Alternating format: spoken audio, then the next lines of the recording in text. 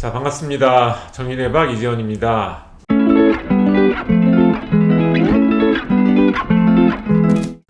구독자 1만 명을 돌파해서 아주 즐겁게 유튜브 촬영을 하고 있는 정인의 박입니다.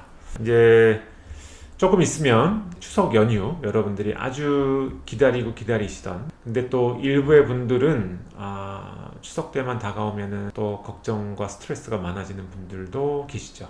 그래서 추석이 다가와서 여러 가지 고민거리들이 있으신 분들에게 좀 도움이 될 만한 이야기를 한번 해볼까 하고 녹화를 하고 있는데요. 제가 오늘 주제를 뽑아본다면 관계는 습관이 된다. 그래서 관계가 습관이 되는, 보통 이제 많은 이제 명절 때 좋은 기분으로 가족분들을 만나도 이 관계가 습관이 되어 있는 문제 때문에 보통 스트레스나 이런 것들이 많아지게 돼요. 이게 관계가 습관이 되는 거는 주로 가까운 관계일수록 더 습관이 잘 만들어지겠죠. 가족 내 부모님과의 관계에서, 또 자식들과의 관계에서, 또 부부 사이의 관계에서, 또 형제 간의 관계에서 이제 관계가 습관이 잘 만들어지게 됩니다. 근데 여러분들 아시다시피 이제 3살 버릇 8까지 간다고 습관이 잘 굳혀지기 어려운 거는 알고 계시죠? 이 습관이 된다는 건 그거예요. 우리가 의식적으로 뭔가를 하려고 하지 않아도 자동화되는 거죠.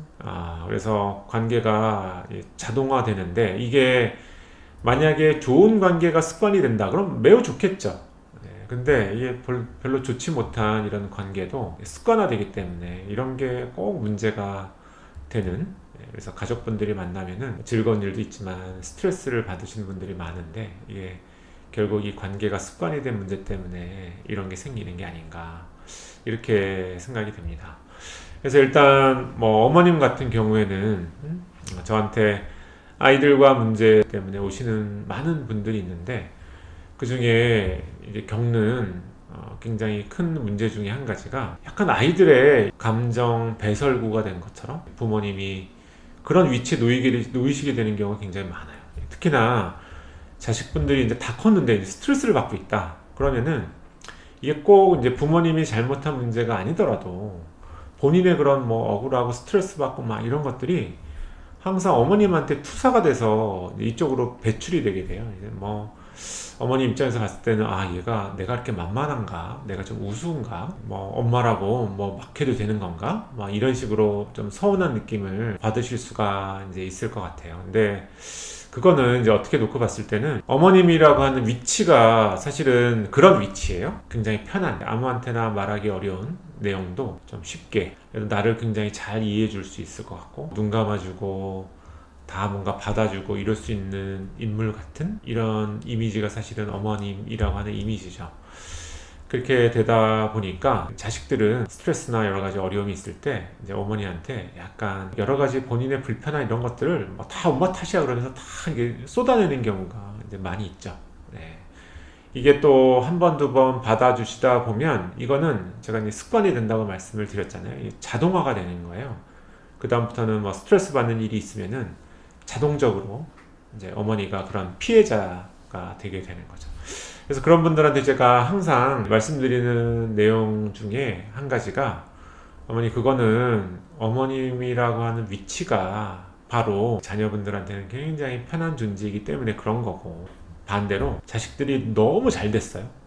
그러면은 누구한테 가장 먼저 이야기하고 싶을까? 그 대상이 되는 것도 바로 부모님이다, 바로 어머님이다, 이렇게 이제 말씀을 드리거든요. 그래서 이거는 어머니가 뭔가 정말 잘못하고 어렸을 때 키울 때 뭔가 내가 실수를 하고 아이한테 뭔가 트라우마를 주고 이래서 그런 거가 아니고 이제 어머님이라고 하는 위치가 워낙 좀 편안한 위치이기 때문에, 그리고 어머님이 잘못이 없더라도 자녀분들과의 관계가 습관이 만들어져 있으면은, 그러면은 자녀들은 막 속상하고 응어리지고 막 이랬을 때 이제 어머니한테 괜히 이제 뭔가 화나 이런 것들이 폭발하면서 옛날 얘기까지 다 끄집어내서 그때 엄마가 나를 이렇게 해가지고 내가 뭔가 상처를 받고 막 이런 식으로 뭔가 자기만의 스토리를 만들어내는 이런 경우가 있어요. 제가 봤을 때는 이런 상황에 처해 있는 부모님은 일단은 이 문제에 대해서 너무 심각하게 이제 뭔가 이걸 접근하실 필요는 없다라고 생각을 해요. 그냥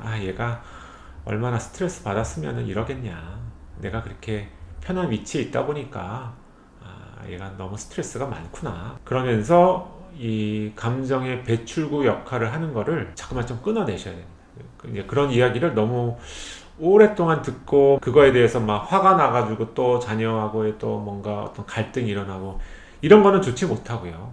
그냥 묵묵하게 듣고, 그래, 네가 많이 힘든가 보구나. 그래, 네가 좀 더 편해지고 난 다음에 그 다음에 대화를 이어가자. 지금은 네가 너무 흥분해서 대화가 잘 안 될 것 같구나. 우리 다음에 다시 보자.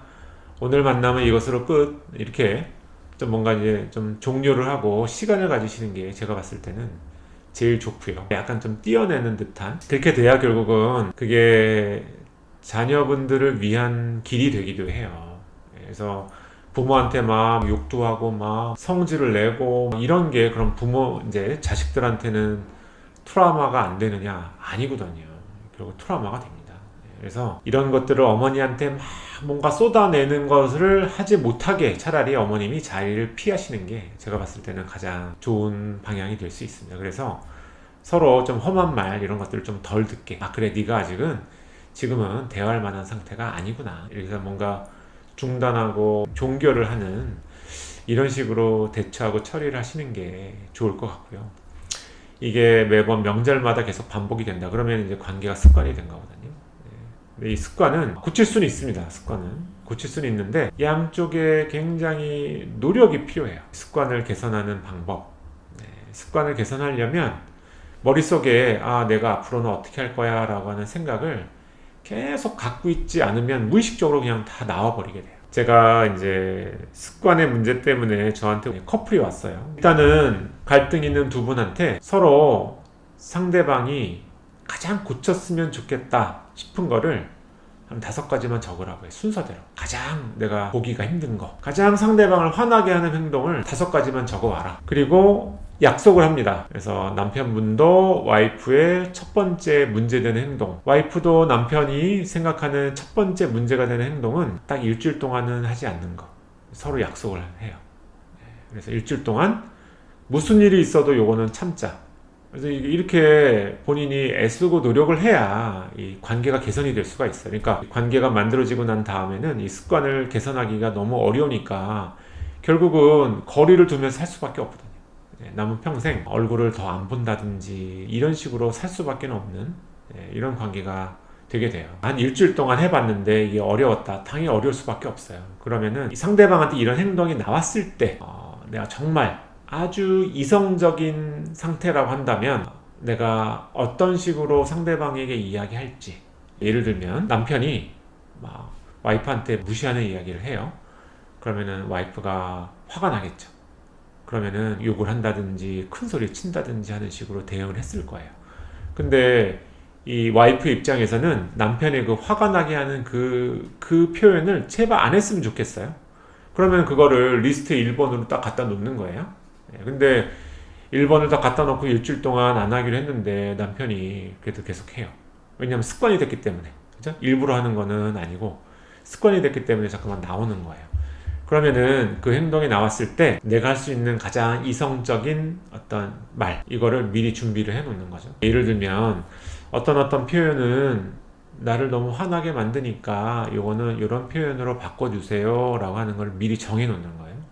그래서 남편 되시는 분도 앞으로 그런 표현이나 말이나 이런 것들을 하지 않는 걸로 하되, 만약에 나도 모르는 사이에 습관화되어 있기 때문에 이런 말과 행동이 나왔으면은 그러면은 와이프가 그걸 지적해 주는 거야. 이거는 안 하기로 했는데, 그래서 이 표현은 이런 식으로 바꿔서 이야기해 줬으면 좋겠어요 라고 이제 이야기를 해 주는 거죠. 양쪽이 다 굉장히 어려운 노력을 해야지만 이 관계가 개선이 되고 바뀌고 달라질 수가 있어요. 이게 중간에 나는 그래도 애쓰려고 해서 했는데 상대방은 약속을 잘 안 지켜 막 이런 식으로 또 한쪽은 열심히 하는데 한쪽은 열심히 하지 않는다. 그러면 이 관계가 이게 또 어려워지게 되는 경우도 상당히 많거든요.